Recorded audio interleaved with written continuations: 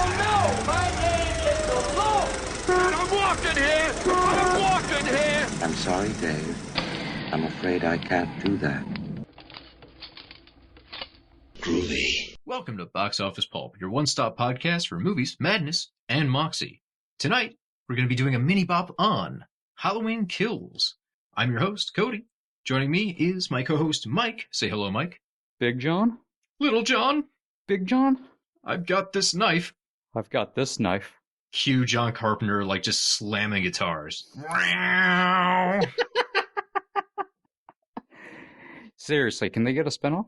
Everyone, I shouldn't say everyone. I thought everyone loved these characters. I have seen some pushback recently saying they're, pretty over-the-top representations of the gay community. That said, they are the most fun characters in the film, and I think everyone who leaves Halloween Kills probably remembers them better than anyone else. They're really pleasant. I was very sad to see them die. I wanted those guys to go. They were awesome. I love the scene of them scaring children. Oh, that was great. What a great scene. Normally you go to Halloween films because you want to see Michael Myers murdering people and using their corpses as scary puppets. This was just a wonderful scene of two gay guys who have had enough of these goddamn kids, and they're going to scare the shit out of these assholes. And one's dressed like a pirate. Also, I didn't catch this, so I feel very naive. Someone mentioned the fact their names are essentially a sex joke. Big John, Little John, Big Dick, Little Dick.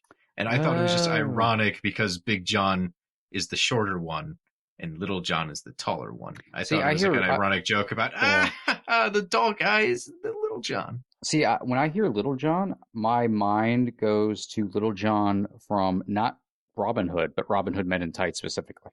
That is the best version of Robin Hood. Oh, by and large.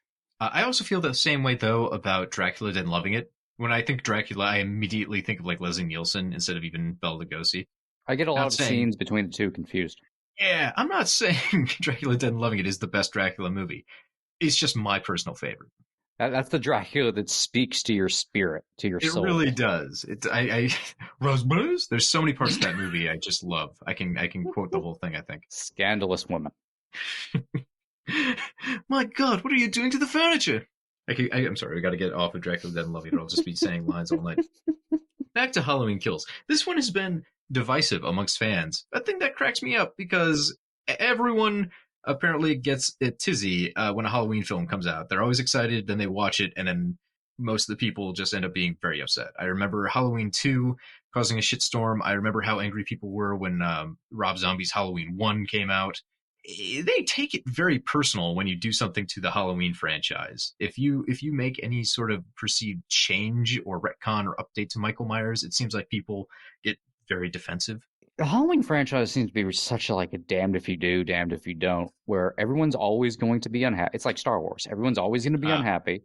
And if you don't do anything, everyone's mad that you're just, it's paint by the numbers. Michael Myers is just killing people. If you try doing something, why are you doing something? Sorry, hold on. We really should have mentioned this at the top. This is actually one of those cases where I will put in a spoiler warning. I'm not holding myself back on spoilers. Oh, yeah. The whole movie is fair game, people. Love of God, watch Halloween Kills before listening to this.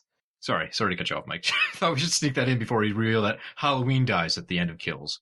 Kinda. It's the end of the night, so in a way.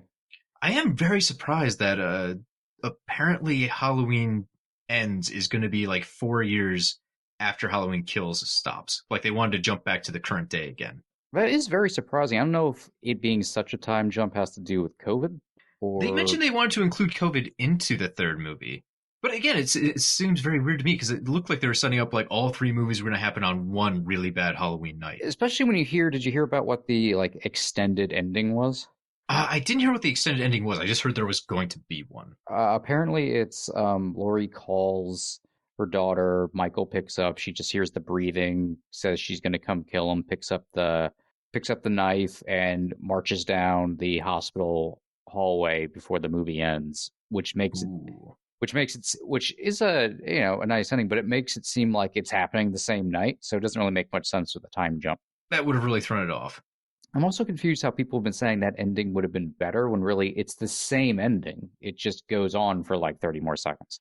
I think people might like it because it gives Laurie one cool action bit Yeah. Unfortunately, with this movie, the setup is, Laurie is still recovering from near fatal blows, so she doesn't have a scene with Michael Myers. There's a I lot. think people were thrown off by that. I think because you have Laurie People were Strode very back, thrown and it's off such a by big thing, and all of a sudden she doesn't interact with her main nemesis. In fact, the movie kind of goes out of its way to say, like, Laurie, he's not coming after you. He doesn't give a shit about you. Yeah. You were in his way, and I think people are still very programmed to think it's Laurie Strode, it's Michael Myers. They're on a collision course. They'll always end up fighting. Yeah, I think there's a lot of people, not that aren't understanding the movie, like that's a derogatory way of putting it, but they're wrestling with what the movie's kind of trying to say, both about the trajectory of the franchise now, what the franchise was originally supposed to be about with just the first film before it was actually supposed to be a franchise, and how it's playing with sort of the allegories of expectation it's playing with, and Laurie's kind of part of that, and it's a nice also different version of Laurie in the hospital from the original Halloween 2, where she also doesn't really do anything. Right. Well, and then with this version, we get to see a version of Laurie even different from 2018, because this is one that thinks Michael is dead. And you just see the character's more relaxed, even though she's, well, doped up, so that might be it. But more kind of loving with her family and all of that. The kind It's of a huge relief off of her. So I think character-wise, she gets some fun stuff to do, even if it's not the traditional cool action beats you're kind of hoping for as a fan. Yeah. And again, it's a middle movie, which I feel like a lot of the stuff kind of dips, or you have characters not together because they're off on side quests. It's very Act 2. Yeah. To its own detriment, but you just kind of have to go with it. But it is like, it's very Act 2. Yeah. Yeah. So when part 3 comes along, I'd be interested in how people reevaluate them as a trilogy, because I think things will tie together pretty nicely. I've actually really enjoyed how they continued things on from 2018, bringing back all the different characters from the 78 original. Some people say it's kind of pandering to throw these guys in there, but I like it because the whole thing they're doing with this is everyone thinks they're Michael's number one enemy. Like, they all have vengeance against Michael. And it's kind of fun to be like, oh, cool. Okay, there's Brackett. Yeah, he definitely has beef. There's, Lonnie. They gave him beef. They gave Tommy beef. They gave all these different characters who had just a history with this character a reason to want vengeance. Everyone has shared trauma in some way. Yeah. So again, the movie gets a lot of shit for the dialogue and for characters saying kind of weird expository lines like, he's a curse upon Haddonfield. He's a disease, a virus. Kind of junk. Yeah. But, which, I mean, honestly, have you watched a Halloween movie? Everyone's kind of talking like Loomis now. It's just spread that way. Yeah. I mean, yeah, some of the dialogue's a little arch and a little bit on the nose, but... Yeah. I mean, the worst probably for me is when Little John sees Michael Myers standing at the window and he goes, Michael, you've come home. Oh yeah, that was weird. That one was admittedly kind of weird. Still kind of cool, but a little weird. It was kind of cool, but it feels like it's going so far over the top that it almost becomes a bit of a parody of what Halloween is at that moment. A little bit, yeah. That's a little Halloween 5. Yeah, and someone's pointed out too. I'm blanking on the actor's name who played Little John, but he was in Austin Powers, and he's the guy who shouts "stop" before getting killed by the steamroller. This is essentially the same death. Like, a different Michael Myers just comes at him slowly while he refuses to move. I like to think that he put up a small fight. Right? He had the better knife. A really, really small fight, though. I'm just glad Michael put them together at the end. See, I like that moment. Okay, you can take this a lot of ways if you're gonna armchair psychoanalyze a character like Michael Myers. Most of the time, we just assume Michael is doing these things to be a huge jackass, like just kind of taunting people. But this one, there's a picture of these guys having a romantic kind of picnic, and he arranges them in the same pose. You could almost go like, oh no, he's putting them back together the way they're supposed to be. It's like in the picture. There is something jolly about it where you don't know if he's being mocking, but they also at the same time kind of took care of his house. They did a great job in that house. I would love to live in the Myers house. God, that place was beautifully decorated. While watching it, I pointed out to who I was watching it with, I love this paint job. I love the green. It's all put together so well. I love the decor. The vinyl room? I would get drunk in there. That sounds like a hell of a wonderful dancing place. The Halloween music. It's fantastic. Yeah. So if we're talking about the Myers house, though, I do like, and some people consider this a retcon. I think that's extreme. I think you have to add on to movies, so they don't become boring. And in this one, they add in the detail that Michael Myers had a favorite spot in his house that he would stand and stare out the window. Obviously, a detail we really didn't get in the original, but it feels like it could be a piece of the original. It goes off of that idea Loomis presents that Myers spent all of his time in the asylum staring at a looking wall. out, staring at past the wall. I like they took that idea and kind of turned it back in on itself instead of saying maybe Michael wasn't staring out into space. He was really probing the inside of his own mind or disassociating in a different way. It gives you a little bit more to think about in terms of Michael.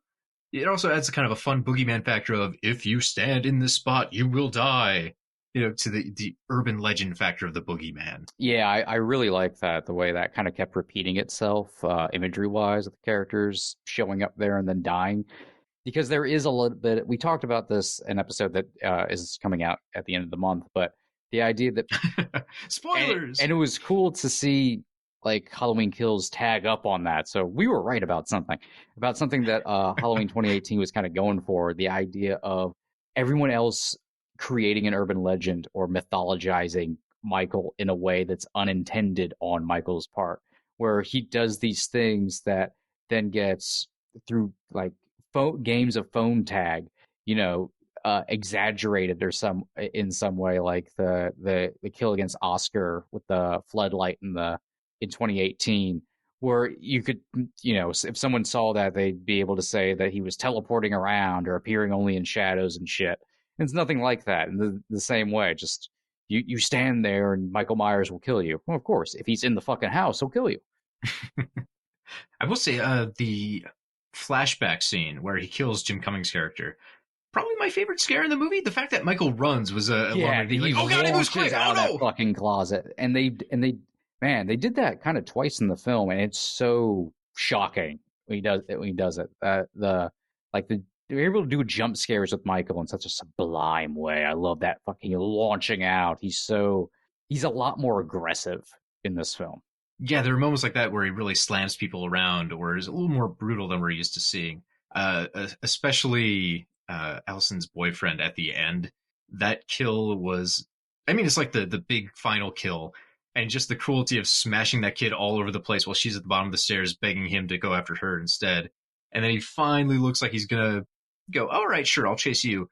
Walks down the stairs halfway before turning around and finishing the job. Just that tease there makes it extra cruel. Just for cruelty's sake. I think my favorite kill of the entire Halloween franchise now has to be when he walks into the kitchen, looks over, then just walks over to a light, pulls down the fluorescent light, breaks it, walks over, and then just stabs the woman in the neck. I was trying to find a moment in the movie where people weren't being killed, so I could go to the bathroom. And I ran out, went to the bathroom, came back, and he was currently in the process of stabbing that old woman with a broken pipe. So he was like, God damn it, Michael, slow down! You missed the best one, almost. I caught it as I was walking. I caught that kill. I was more impressed with the moment afterwards, though, where we get to see Michael doing some of his arts and crafts. Oh, where he picks his favorite knife? Yeah, where he just stabs the guy with the whole knife block before the last one's like, nope, this is the one I want. That's something I really liked about kills, where Michael's not really in the movie very much, surprisingly. It's really about Haddonfield's reaction towards Michael, and Michael's very secondary. It's actually kind of brilliant the way it plays off of this. They all think it's going one way, and he's just going home. He's just on his own, diverging thing. Yeah. I think Hawkins kind of mentions this. Hawkins the only one who's he's not coming here. It doesn't matter to him. It's just a lunatic. He's going to go home like he did last time. Hawkins is the only one who gets it. Right, and he's the one who has zero interest in this guy. Just fucking lunatic. I don't give a shit. I don't want to. Someone should shoot him down. We should have done this before. I goofed. Yeah, there's no mythology here. It's just that's it. But I love. Hold on, if I can interrupt one more time though about Hawkins, that was the only retcon that really bothered me. Him not dying. If you watch 2018 and kills back to back, not only does he get stabbed in the throat, keel over and stop breathing while he's bleeding out, he gets run over by Sartain when Sartain leaves in his truck. I guess we just are going to assume that he didn't run him over. He hit a brick. He hit a really wet brick. Yeah. That did not you can line survive up. being run over. Sure, it happens. My dad once helped a friend get out of work by running his arm over.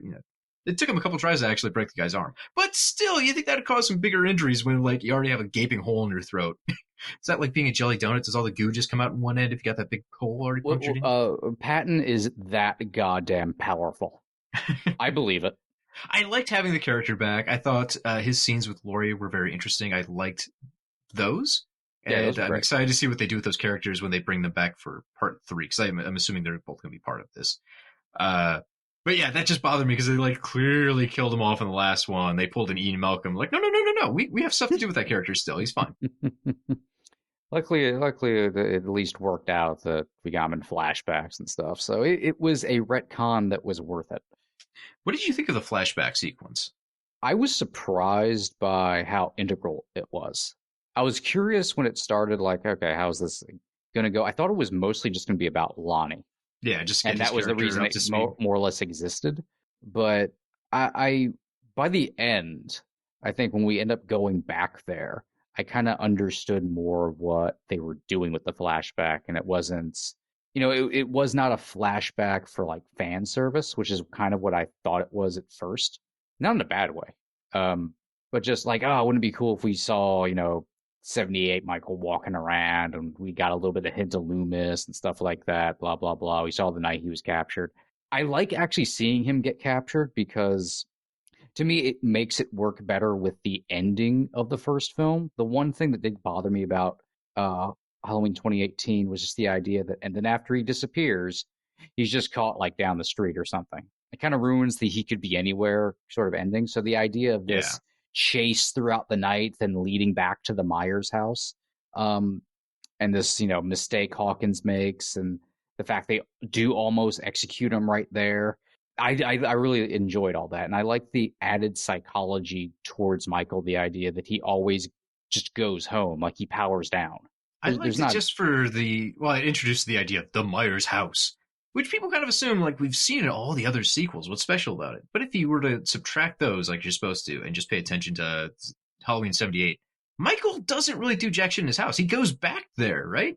Yeah. He sees Laurie in the morning, and then he just chases after her the rest of the night. So I like this way of folding the Myers house back into the mythology to be like, no, the whole time this was very important. I've kind of heard one of the criticisms of these kind of legacy sequels being you can never forget all the movies that came before because the people making them have all those memories. So you kind of get like phantoms or ghosts or residuals, like phantom pains, almost from other films that show up in different ways. Like the Halloween 3 masks become just a big part of this film. Not just as a tip of the hat, but one of those things where it's like, well, people are fans of Halloween 3. They would really appreciate to see these referenced. So you can't quite escape the other films, even if they're not canon. But I like how they can be approached and reappropriated back into the material in a way that works differently and sometimes better than they did in the past. And I think the Myers house is one they've really done a great job on. Oh, definitely. Also, the Myers house changes in like every goddamn movie. It does, yeah. It's gigantic in Resurrection. Yeah, I like the idea that they could actually settle on a house and be like, no, this is just it. It's a normal house, but it's got some spooky stuff going on. And just, it feels like a 70s kind of house still, even though it's been remodeled. It does. And I love how, just because of like the cookie cutter nature of houses, they're able to make it kind of look like Laurie's house in the original, mostly like the upstairs and whatnot. Mm-hmm. So you get, during that final confrontation in the Myers house, it has echoes of being in Laurie's house in the third act of the first film. I guess, and before we leave the flashback entirely, I like the look of it too. I love seeing like 70s action Michael and the cops and all that kind of stuff. I would watch an entire movie that was just a reimagining of like, what if we kept all the Halloween movies in the 70s? Or if they want to do a new slasher, just the aesthetics of it. I appreciate you don't have to worry about cell phones or any of that kind of stuff. You get rid of technology. The look is going to feel different. I love that little bit. It was exciting to me to see a film play out that way. Yeah, Green really brought a nice authenticity to those sequences. And little things too. It's exciting as a fan too to see the classic Myers mask back in action. Finally done right. Yeah, it's again, people might complain too that it seems like it's overdone to have a flashback and all that kind of stuff. But I don't know. It's pretty neat. And if you look at the job they did on Loomis, they released some pictures today from behind the scenes of the prosthetics they put on that actor. It's amazing, like how different that man looks in his normal life before he's just covered in latex. It was astounding. Obviously, like he doesn't have a lot of lines or close-ups, but wow, the work they did there is astounding. And I couldn't believe there was no CGI touch-up. It's just straight up makeup. Yeah. Turns out you don't have to like CGI Samuel L. Jackson for no reason. You can just do makeup. It's funny how that works. Yeah. Yeah, I was surprised how much FaceTime Loomis was able to get in those flashbacks. Even that, yeah, I think the voice is wrong, but The it's not voice is unpleasant. the voice is wrong. Some lines work better than others, but you I have was to a little kind of go surprised with because it. I think in Halloween 2018 they had a moment where they You have hear like him. the archived voice of Loomis, which was an actor. I don't know if it was the same actor. It wasn't Pleasance. Uh, To me, the one in 2018 sounded very different than this one. This one sounded closer, I think. which is weird because I don't know, for some reason I really like the one in 2018 more. Part of it is because they have the tape distortion on it too. The Like tape distortion helps a lot because it like it's one of my favorite kind of spooky drove out. moments. Yeah, especially at the end of it, where like we asked to die. Like how over the top it is. Like that's cool. The fact he's just sitting on a bench, just screaming in a courtroom. Yeah. Oh, So Loomis. I was into that. I mean the new version basically has like 2 lines, so it's nothing to really get distracted about. That's nitpicking. Uh, what else should we touch on? Oh, it's Halloween Kills. We should probably talk about The Kills, which this movie has more than any other entry in the Halloween franchise. 25 according to CBR, which I would have to go back and count, but that sounds like it's in the neighborhood. That sounds about right. There was a lot. Pretty good number. We had the firefighter massacre at the start. We had Michael breaking into a couple houses to murder people. We have the mob being picked off at the end, the mob kind of being picked off in the middle. Michael gets a pretty good number of victims. He Jason's through some people. Yeah. Some people prefer a Halloween film that's a little slower, where it's more stalking and, Michael has time to set up fancy kills and that kind of stuff.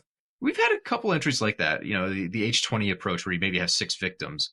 I'm not opposed to this because this feels like a cementing of Michael's legend. Everyone talks about him as the boogeyman. In the previous film, they kind of made fun of the fact he only killed like 4 people 40 years ago. What's the big deal? So to have this entry where he immediately just wipes out an entire team of firefighters just shows the evolution that's going on with the character. Yeah, you kind of have to have the punch up. I mean, the same thing was true of Halloween, the original Halloween too. Even though he still didn't kill all that many people, but there was a stronger brutality to it, and for the most part, kind of an up body count.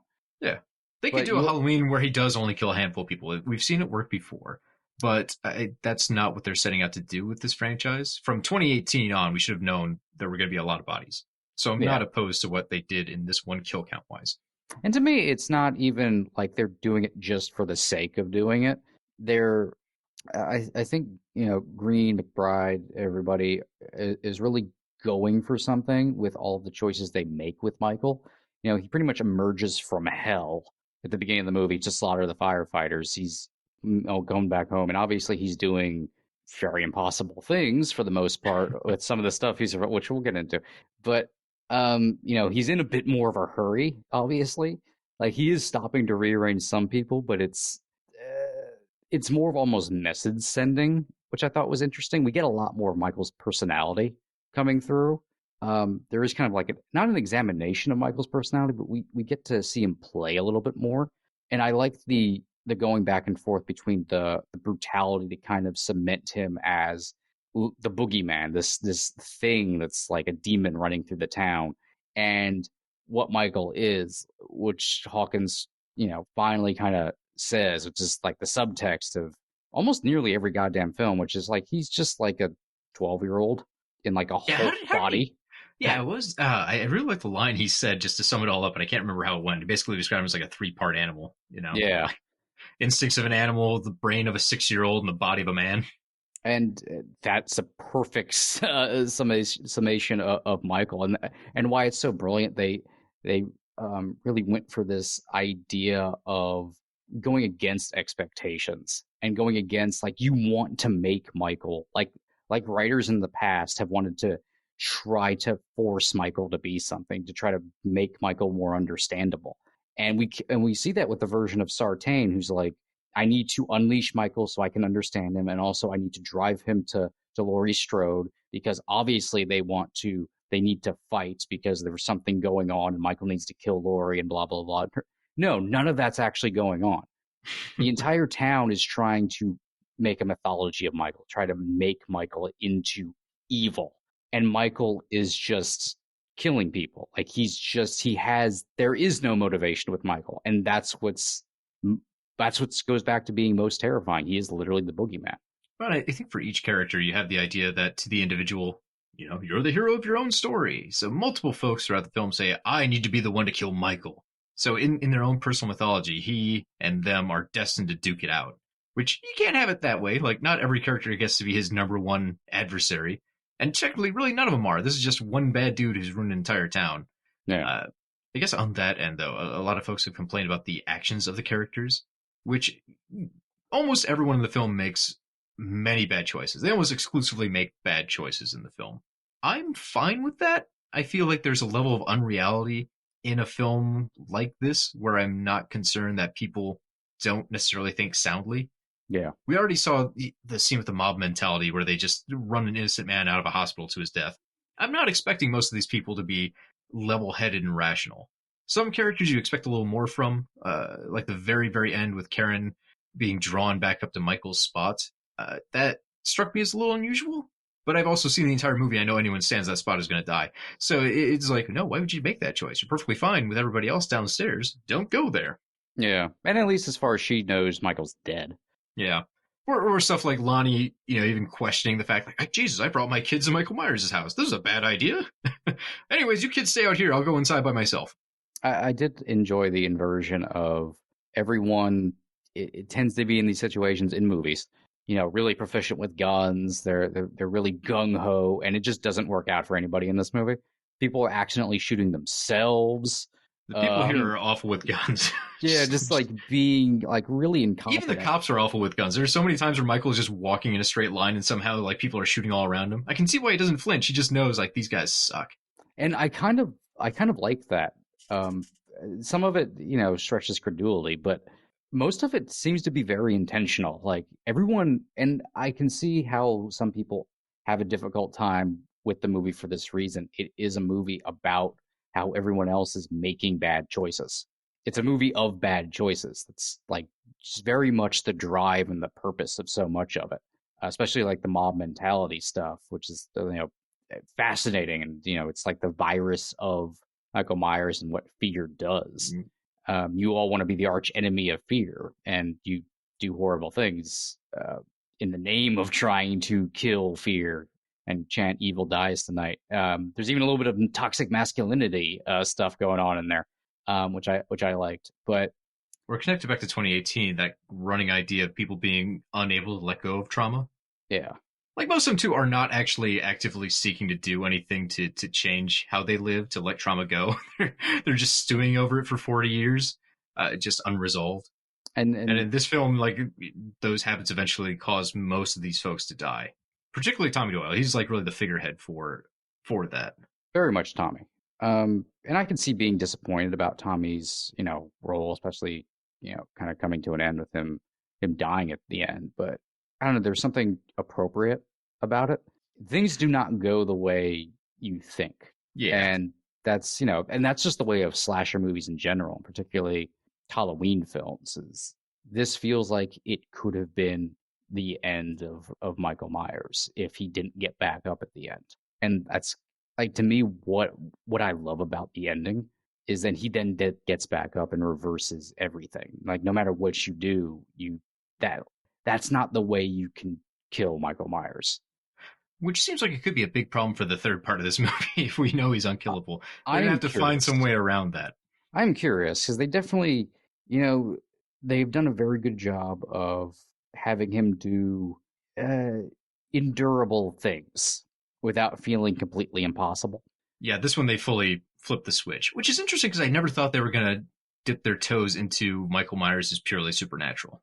Yeah, I don't know where they're going with it, because they have him get back up after this, he just blown away, stabbed in the neck, a million things, and they're having Laurie call it out as it's happening. Yeah.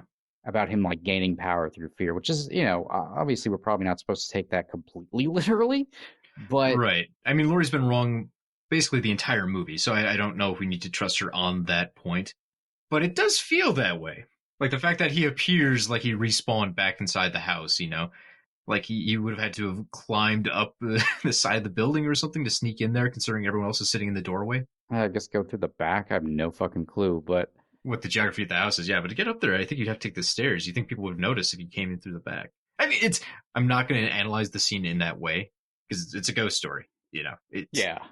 He's there, he kills. That's how it is. Just I'm not going to look into the logistics and get mad.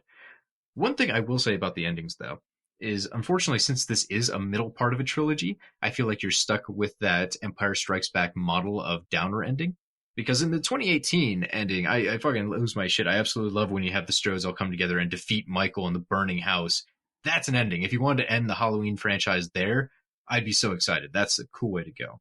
Being the middle movie, you can't really do that again. So in this one, you turn it all around. So if the previous movie was taking your trauma, giving it physical form, and then having families come together to vanquish it, this is going to be a much more negative message of saying, yep, you all got together and it didn't work actually. Nope, that that bonding experience actually did not carry you through. Evil can't be defeated. You can't defeat trauma or whatever the shape is. So that it's a downer. I'm not saying it's bad. It's a downer. Oh, it's a downer. What we got before. And I absolutely love the 2018 ending. So for me, it's like, oh man. Yeah. I hate to see it. It's not a personal preference. I don't think it's wrong. It's just I like the happier ending. Oh, so we'll yeah. see how it all pulls together when they do the third entry, how they manage to tie all this together. And I am glad I'm not in the writer's room for that, because it seems like they've set up quite a knot. I absolutely love that I have absolutely no idea where this fucking thing's going. Like, that's really cool, because even with Halloween Kills, like, all right, he gets out and, there's a mob, blah, blah, blah. You can, even without the trailers, you can kind of like, okay, I understand the basics of Halloween, so I can concoct a sequel in my head of where this could go. Yeah. With Halloween Ends, especially with the time jump, especially with how fucked up Michael is at the end, with who died and who didn't, I got nothing. Right? Who knows? They could go in so many directions. With a 4-year time jump, for all we know, they could end this movie and say, oh, yep, as soon as Michael killed Karen, immediately went into custody. We just trapped him, he's in jail, and the movie is a reverse prison break of Laurie trying to get into the asylum to murder Michael Myers. Or maybe it's a manhunt and Michael Myers is on the loose for 4 years. Or who knows? Maybe Karen's not even dead. They brought Hawkins back. They could bring Karen back. Yeah. There's so many ways they could take it. And they left a couple of survivors, too, from the previous films and Haddonfield denizens, that they could really carry out this kind of mob or revenge story to another level. So I'm very curious. I'm excited to see what they do with it. I think there's some big pitfalls with that open of a story.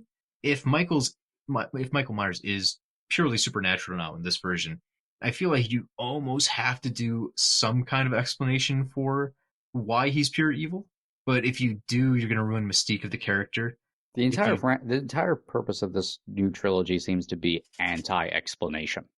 Right. I mean, most Myers stuff is you don't want to do the explanation because you end up with Cult of Thorn. There we go. But in this, I feel like you almost have to go that route if you're saying he's supernatural and you have a film that's supposed to be the end of him. Otherwise, we've seen you can't stab him to death, you can't shoot him to death.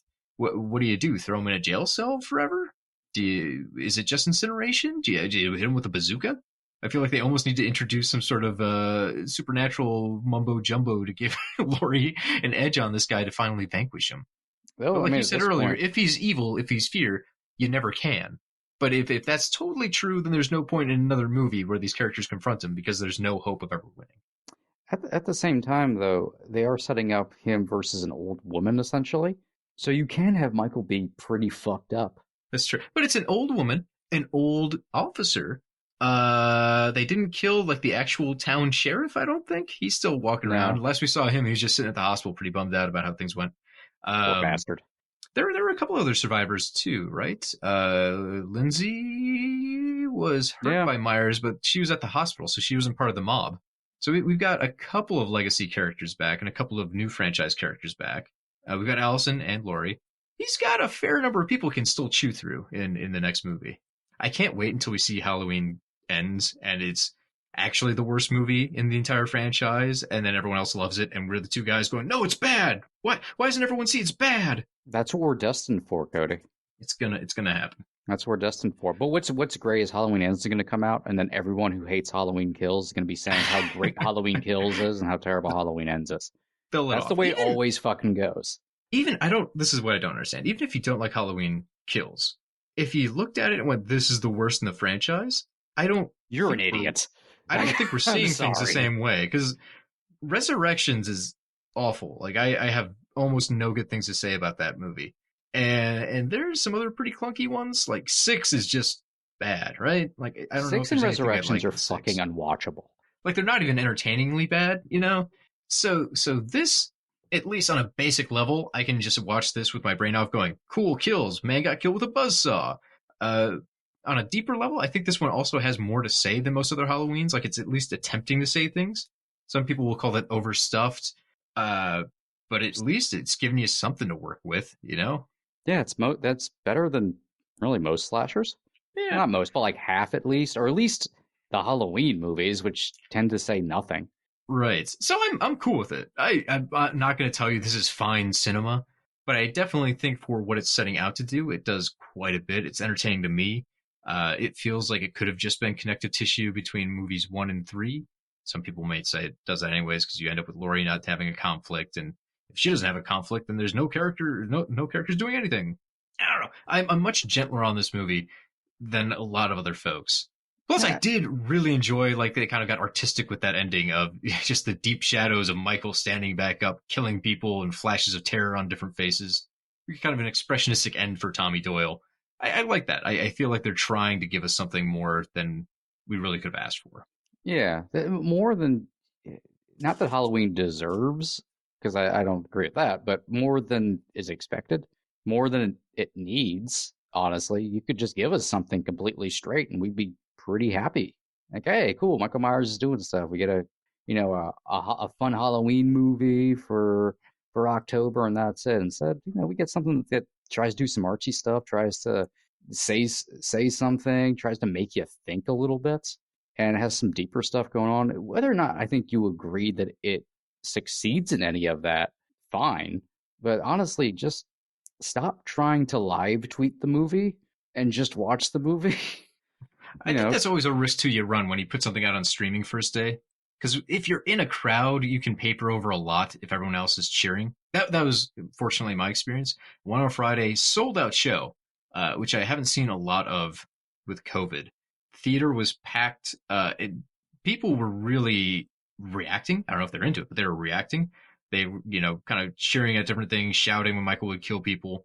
The girl next to me was very, very disappointed when Tommy died. She did not like that Tommy was killed. She was swearing at the screen at different points. And then when it ended, like, one guy just got up and went, boo! And the crowd was like, you could tell, like, uncomfortable with what just happened for an ending. But they were into it, and you get a different vibe out of the entire experience. I think if you see it with other people that are also participating in the film, they're taking it in. Yeah. If I'm watching it at home, it's too easy for me to be like, what's on Twitter? I just saw opinion on that. I can chime in there. I missed 2 scenes. What happened? Who gives a shit? Then there's like a one-upsmanship with negativity online that, just brews nasty. I would not be surprised if there was a large gulf in difference between kind of like general reaction and film social discourse online. Yeah, it'll probably also die down eventually, and then everyone's going to be like, oh, I like Halloween Kills this entire time. I think I'm quickly going to Rotten Tomatoes. I think the fan reaction was not super, super great. I mean, obviously the critics didn't like it. The critic score is pretty low. The cinema score itself is, the audience score itself is actually pretty good, from what I remember. At least it was a couple days ago. I don't know what it is now. Yeah, you got to give it a weekend for everyone to get in to see it. Yeah, I remember Scott Derrickson pointing that out. And I mean, that also doesn't mean jack shit, because a lot of times audiences hate stuff I totally love. Yeah, that's pretty solid. So it's a 39% on the tomato meter, which I'm not surprised, and a 71% for the audience score. Pretty high. Which is, I would say, actually solid. Yeah. I mean, the movie opened to $50 million while streaming and in the middle of a pandemic. So there's a lot of people very interested in what happens with Myers. The last 2 movies have been basically gigantic ballpark hits. So who streaming knows? For $5, mind you. That's how much a month of Peacock is. Yeah. I also heard, though, it did send the Peacock app to the top of the Apple App Store over the weekend. So yeah, that probably did huge for that app, which I don't think a lot of people actually use the pay service for outside of like wrestling fans. Yeah. So, I mean, altogether, I think the Halloween folks are going to be just fine. If people are pissed off about this, it's powerless. It's not going to change their plans for this last movie they start putting together in a couple of weeks here. Yeah, I mean, maybe they'll take some of some of it into account, but we're getting Halloween Ends, so Regardless, yeah, we're getting a third part to this. So if you don't like it, too bad. Fuck you. Yeah, you're stuck with it. Sorry. For better or worse, it's going to be what it's going to be. There's going to be another one of these. Either buckle up or get into a different car. We're getting this in Indiana Jones 5. Fuck you. That'll be the crossover IP we get eventually. It'll be 90-year-old Michael Myers and 95-year-old Indiana Jones. I like it, as long as James G. Courtney is still doing it. Tall man. Big tall man. See him in person. Tall dude. Actually, I have no idea how tall he is. Did you meet him at a con? Yeah, I saw him across the. I saw him like across the room, and I just stopped because he was like a lighthouse in the middle of a field, like just giant. Mike, all I can tell you is next time you have to poke out his other eye, because hopefully that'll stop him from being able to find you. He is monumental. I don't know why I love that phrase so much, but that's all So I want to good. say now. The Such a shape is great monumental. Fuck, I want that on the poster now. Like, that should be what's the catchphrase for Halloween. It's not the night he came home. It's just the shape is monumental. More fan art with the shape is monumental and send it to us. Folks, I'm just going to be in my house making a techno song out of the shape is monumental. The shape is monumental. So I'm going to let you go. Thank you so much for joining us. If you've enjoyed this mini bop with Mike and myself, we have full-fledged episodes with our other co-host, Jamie. We have other mini bops without me, and sometimes Jamie and Mike. You get combos, different flavors. We also have commentary tracks where we'll watch a movie and then provide commentary, fun facts, trivia, jokes, yucks, as it may be. Over top of that, you can find all that and maybe a little more at boxofficepulp.com. We are on iTunes. We are on Stitcher. You can find us on Facebook, and you can find us on Twitter at boxofficepulp. Folks, thank you so much for joining. That's a wrap. Get the hell out of here. Big John? Little John? And then there's an alternate cut where they just leave the house. Like, they just fuck, nope. They leave the house outside. and then we follow them to Hawaii and have a honeymoon. Beautiful. Mike, they take a vacation to Jersey to Camp Crystal Lake. No! And like that, he's gone. This is Box Office Pulp Guy, and this has been a Pulp Podcast production. Now please, please, please, put a gun in my mouth and pull the trigger and say goodnight. And now, on with the show.